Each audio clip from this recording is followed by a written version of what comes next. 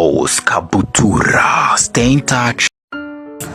Mu makuru y'ibijyanye na politike, umutwe witwaje intwaro wa M23 watangaje ko utigeze unyeganyezwa n'ibisasu ingabo za Repubulika Iharanira Demokarasi ya Kongo FARDC ziriwe ziurasaho muri teritwari ya Masisi kuri wa 12 Gashyantare 2024. Umuvugizi rero w'uyu mutwe ku rwego rwa politike Lawrence Kanyuka yatangaje ko ingabo za leta ya RDC nizifasha ku rugamba zagabye ibitero mu duce twa Butare, Busumba no mu nkengero zaho, ariko ntizagera ku nsinzi. Nyuka rero yagize ati ingabo zihuje za leta itemewe ya Kinshasa zirimo FARDC, FDLR, abacanco, insoresore, ingabo z'u Burundi n'iza SADC ntabwo ejo hose zabashije kunyeganyeza imirongo y'uburinzi